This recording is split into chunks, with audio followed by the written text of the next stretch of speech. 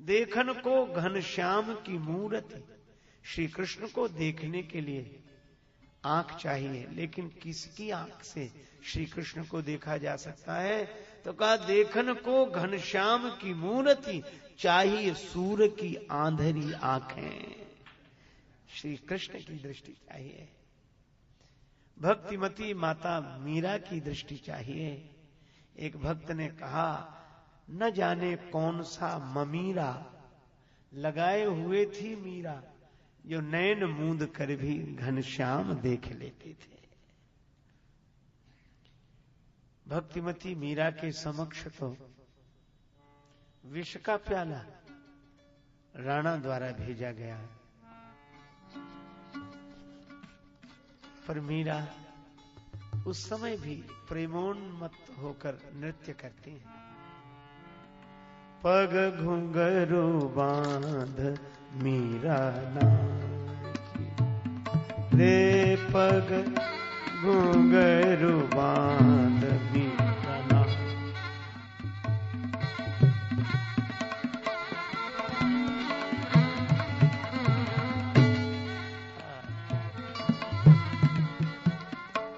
जहर का प्याला राणा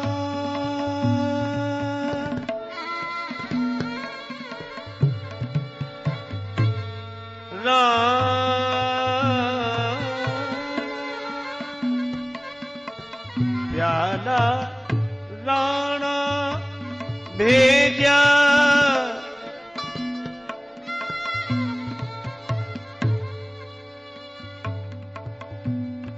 पीवत मीरा हांसी रे,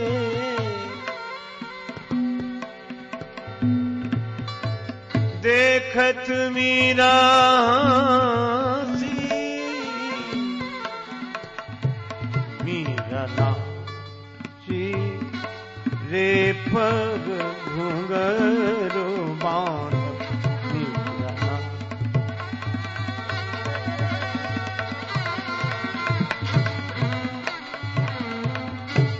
विष के प्याले को देखकर कोई भाव में भरकर नृत्य करे तो लोग तो पागल समझेंगे। लोग कहें मीरा भई बावरी, सासु कहे कुल नासी रे,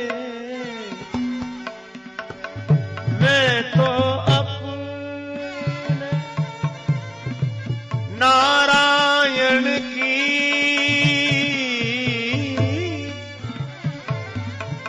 आप ही हो गई दासी रे, पग घुंघरू बांध मीरा नाची।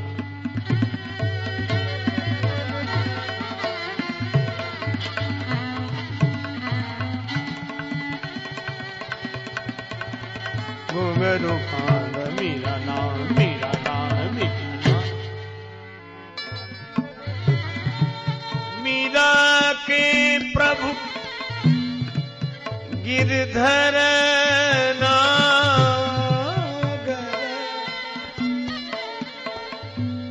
सहज मिले अविनाशी रे,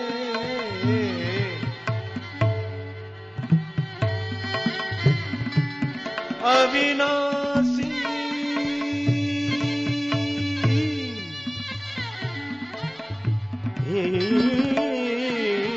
घुंघरू बांध मीरा नाची, घुंघरू बांध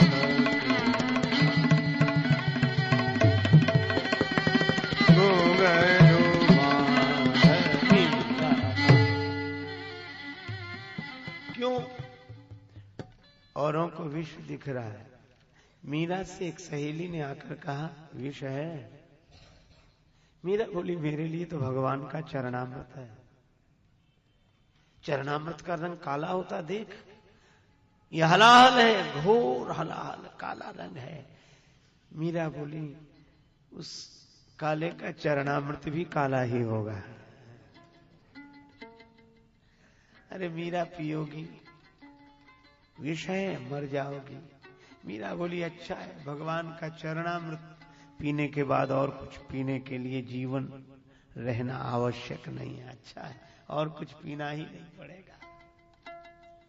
क्यों? क्योंकि भक्तिमती माता मीरा को वह आंख मिली है, औरों को विष दिख रहा है, पर माता मीरा को कर में प्यालो देख मीरा होए अधीर नाची, देख काल कूट नाची छाया महाकाल की, नाच उठी दासी निज जीवन सफल जान, नाच उठी कुमति कराल नरपाल की, नाची देवांगना हुलास लिए मानस में, नाची अति आनंद में देह मुंड माल की, नाच उठी नैनन की पूतरी प्याले बीच, और पूतरी में नाच उठी मूर्ति गोपाल की। यह बात आरंभ में मैंने इसलिए कही कि श्री भरत जी की कथा सुनते समय यह अवश्य याद रखना चाहिए कि भगवान को देखने के लिए तो श्री कृष्ण को देखने के लिए सूरदास जी की दृष्टि, भक्तिमती मीरा जी की दृष्टि, और श्री राम को देखने के लिए भरत जी की दृष्टि, प्रेम की दृष्टि। और यही कारण है भरत जी को भगवान का दर्शन करने के लिए मंदिर में नहीं जाना पड़ा। निखादराज मिल गए, भक्त का दर्शन हो गया, बस उन्हें लगता है मिल गए। कौन मिल गए? मनहु लखन सन भेंट भई, प्रीत न हृदय समान।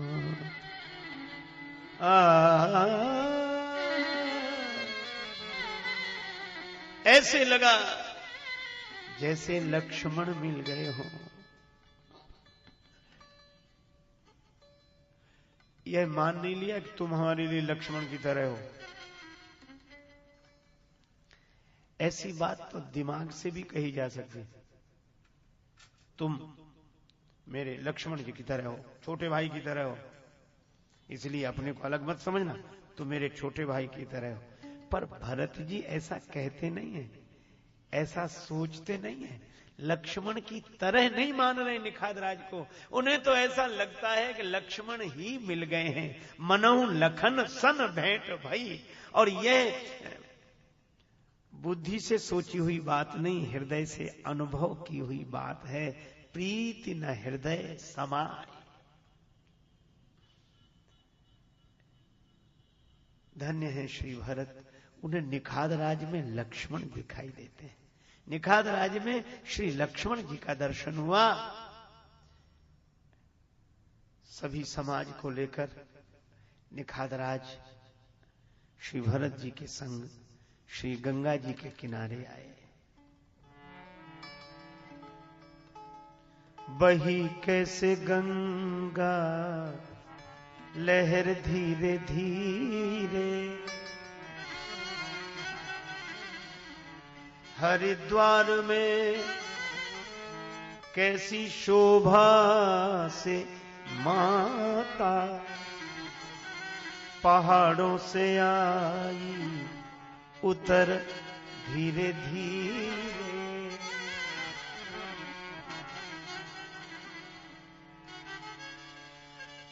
गंगा जी का दर्शन श्री निखादराज भरत जी और सभी अवधवासियों को कराते हैं। निखादराज ने श्री भरत से कहा, भरत भैया, श्री गंगा जी के इसी तट पर यह जो वट वृक्ष है, इसके नीचे ही भगवान विराजित थे। बट क्षीर मंगावा, और यही स्नान उन्होंने किया। श्री राम जी ने जिस दिन से यहां स्नान किया, उसी दिन से मैंने इस स्थान का नाम राम घाट रख दिया है। यह राम घाट है।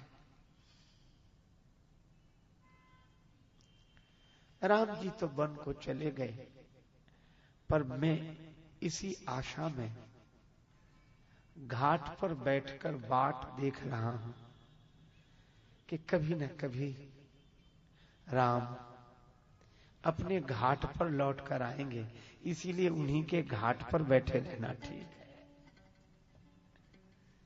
श्री तुलसीदास जी भी तो घाट पर ही बैठ गए थे।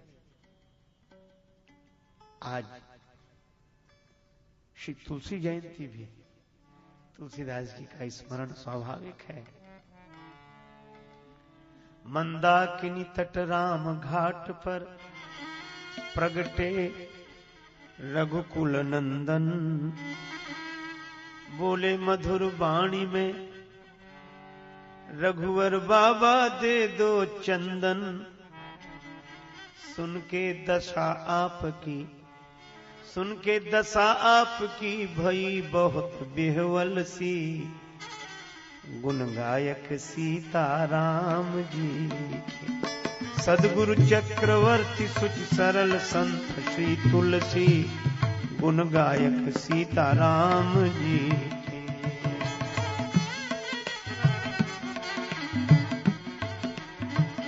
जय हो।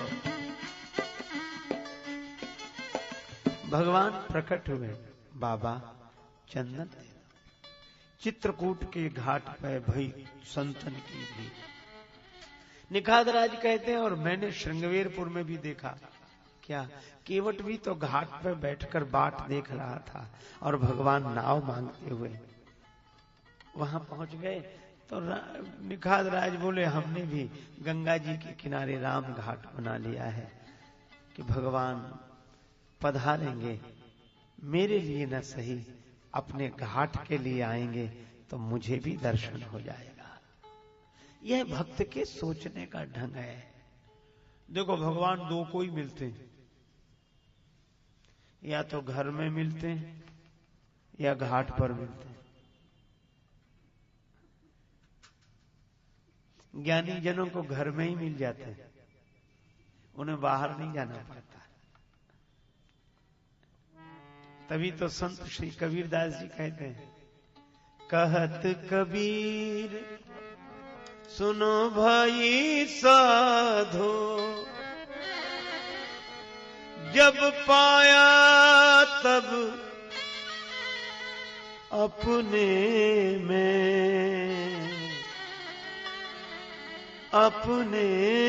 में, अथवा दूसरों से भी कहते हैं, तेरा साहब है तुझ माही, देख सखी खोल दो नैना, कछु लेना न देना, मगन रहना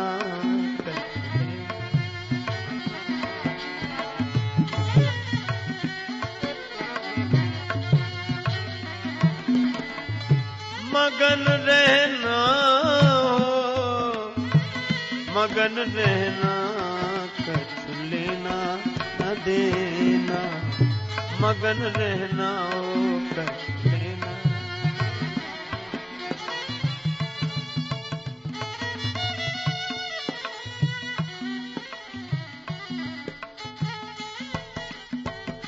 कछु लेना।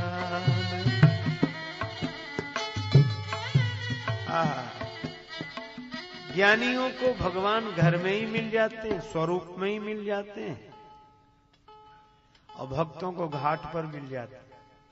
वे किस घाट पर बैठते हैं? गंगा जी के घाट पर। और गंगा जी पूछे रघुपति कथा प्रसंगा, सकल लोक जग पावनी गंगा। भगवान की कथा गंगा जी है, राम कथा मंदाकिनी जी है। तो जो कथा के घाट पर बैठे हैं, उन्हें भगवान के पास नहीं जाना पड़ता, भगवान उनके पास चलकर आ जाते हैं, चाहे केवट हो चाहे तुलसीदास जी। और ज्ञानी जन अपने आप में संतुष्ट हो जाते हैं। क्यों? उनके भगवान तो वही हैं, उन्हीं के रूप में प्रकट हो जाते हैं। अब आप समझ गए होंगे कि भगवान उन्हें मिलते हैं जो या तो घर के हों या घाट के हों, और जो न घर के हों न घाट के हों,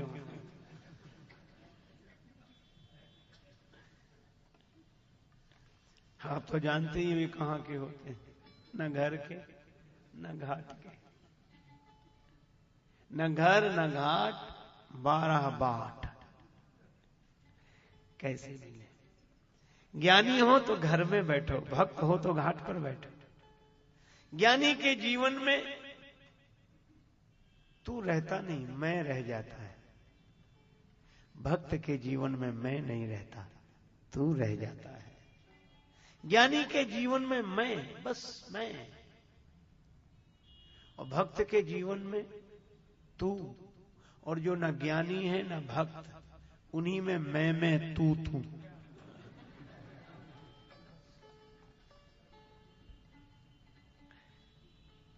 निखाद राज कहते हैं कि यह राम जी का घाट है। सभी लोगों ने राम जी के घाट के नाते प्रणाम किया, पर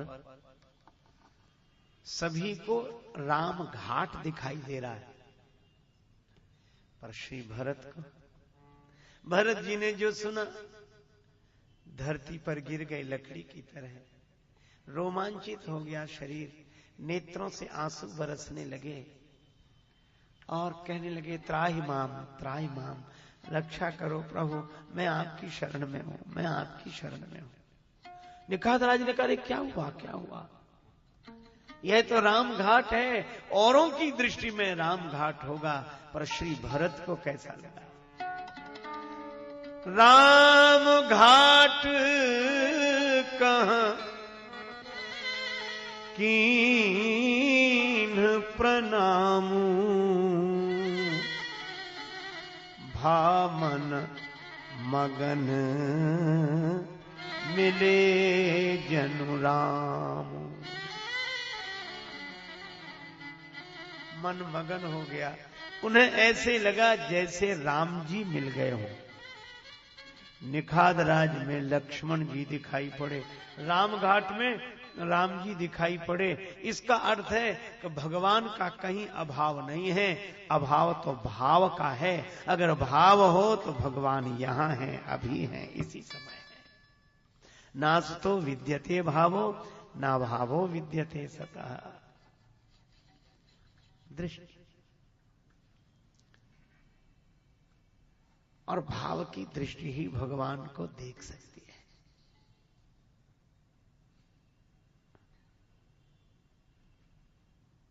श्री भरत सभी को विश्राम कराते हैं,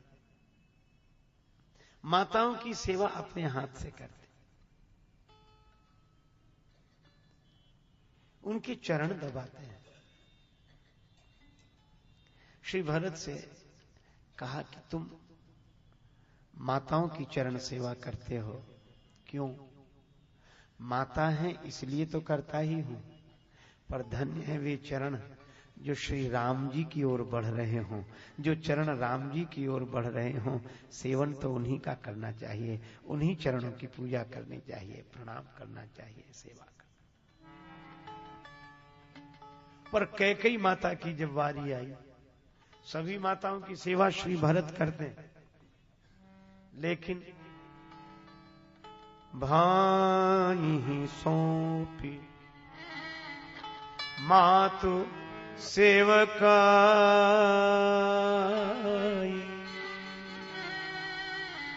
भाई सौंपी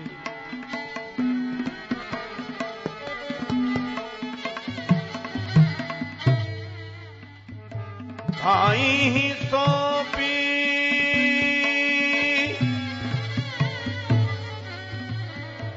मातु सेवकाई,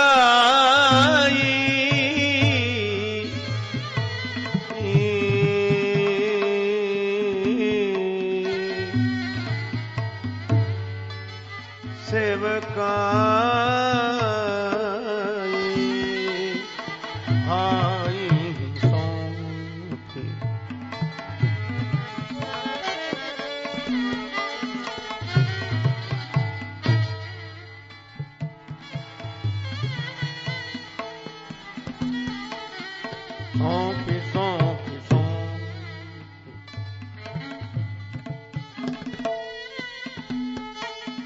भाई शत्रुघ्न जी को आदेश दिया, माता कैकेयी की चरण सेवा कर।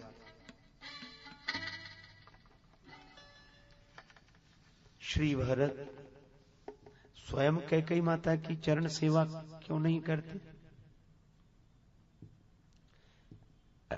प्रेम के रूप हैं और इतना राग द्वेष।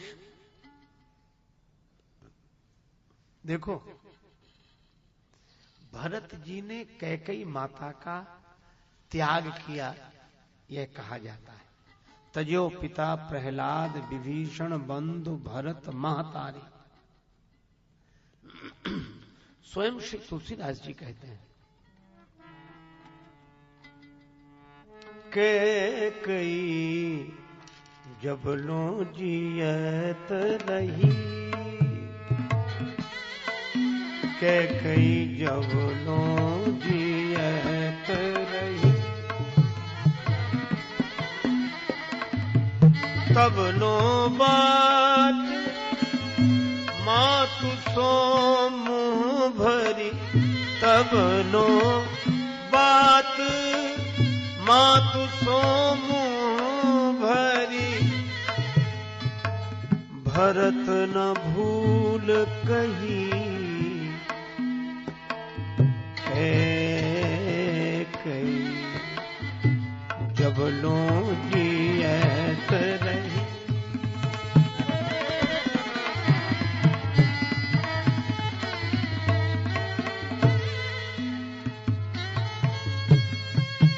कैकेयी माता जब तक जीवित रही, भरत जी ने उनसे व्यवहारिक संबंध जोड़ा ही नहीं। क्या भरत जी के मन में ऐसी गांठ विरोध की? और भरत जी संत हैं, भरत जी भक्त हैं। क्या भक्त का हृदय, संत का हृदय द्वेष से इतना आक्रांत होगा? पर मैं आपसे निवेदन करूं कि भरत जी जैसे महात्मा में द्वेष के दोष की कल्पना करना भी अपराध है। अगर भरत जी को कैकेयी माता से द्वेष होता तो वे अयोध्या के संपूर्ण समाज के साथ कैकेयी माता को चित्रकूट चलने की अनुमति ही क्यों देते? व्यक्तिगत विरोध संत का नहीं होता। फिर आप कहेंगे कि भरत जी ने तो माता कैकेयी को दुर्वचन भी कहे, बर मांगत मन भई नहीं पीरा, गरी न जी मुंह परेऊ न कीरा। जन्म देने वाली जननी से इस तरह के शब्दों का प्रयोग करने वाले मुंह में कीड़े नहीं पड़ गए, शोभनीय है क्या? संत का यही आचरण है क्या? पर मैं आपसे निवेदन करूं, जो को कहे साधु हम चीन्हा, तुलसी हाथ कान पर दीन्हा। तुलसीदास जी कहते हैं हम उसकी बात सुनते ही नहीं, जो ये कहेगा हम समझ गए, ये संत। संत को संत हुए बिना समझा नहीं जा सकता। क्यों?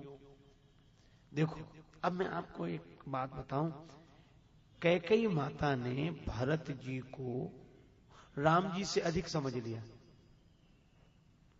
और भरत को राज्य पद मिले इसलिए श्री राम को वन भेज दिया। तो भगवान से अधिक माना कि नहीं? और भरत इस पर दुखी हुए, नाराज हुए।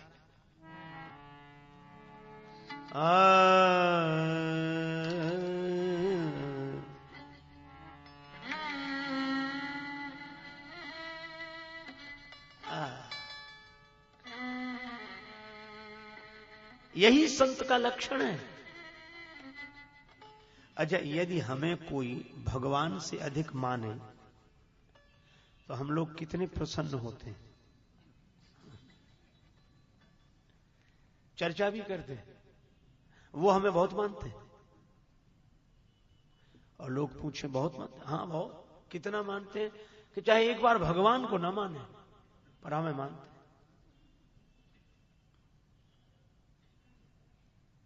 भगवान से कोई अपने को अधिक माने और हम उसे अपना सौभाग्य समझें, यही दुर्भाग्य है।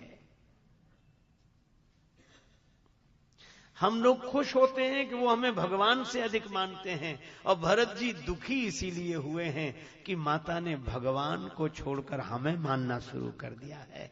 तो जब कोई भगवान को छोड़कर व्यक्ति को मानना शुरू करे, उस समय व्यक्ति में अगर सच्चा संतत्व है तो वह प्रसन्न नहीं होता, बल्कि उसका विरोध करता है जो भगवान को छोड़कर हमें मानना शुरू करे। अच्छा, एक अद्भुत बात है, भक्ति का स्थान आसक्ति ने ले लिया। भगवान को मानती थी भक्ति के कारण, और हमें मान रही है आसक्ति के कारण। श्री भरत सोचते हैं तो आसक्ति का व्रण हो गया है थोड़ा, और उसका ऑपरेशन तो करना ही होगा। अच्छा, एक बात देखो, डॉक्टर और डाकू, मैं एक नहीं कह रहा हूं, मेरी बात पूरा ध्यान से सुन लें, दोनों की राशि एक है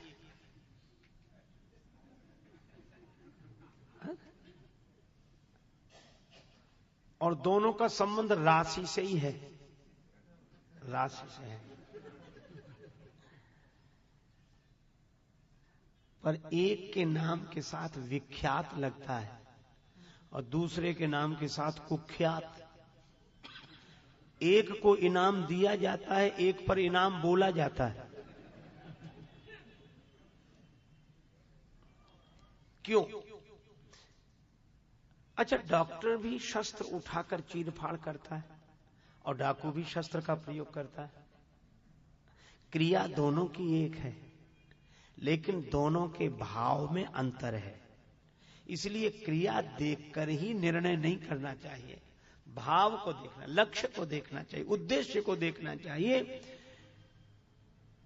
डॉक्टर किसी के ऊपर शस्त्र का प्रयोग तब करता है जब वह उसके जीवन की रक्षा करना चाहता है, और डाकू किसी पर शस्त्र का प्रयोग तब करता है जब वह उसके जीवन को नष्ट करना चाहता है। तो शस्त्र का प्रयोग तो दोनों ही करते हैं, लेकिन यह देखना है कि शस्त्र का प्रयोग जीवन की रक्षा के लिए है या जीवन को नष्ट करने के लिए है। तो भरत ऐसे संत के द्वारा दुर्वचन के शस्त्र का जो प्रयोग हुआ है वो कैकेयी माता के विरोध में नहीं, बल्कि कैकेयी माता को आसक्ति के मार्ग से मोड़कर भक्ति के मार्ग पर ले जाने के लिए हुआ है। इसलिए भरत महात्मा है, महात्मा का यही कार्य है। और शस्त्र का प्रयोग दुर्वचन की तरह किया। जिससे आसक्ति हो वही अगर अपमान कर दे तो आसक्ति टूट जाती है।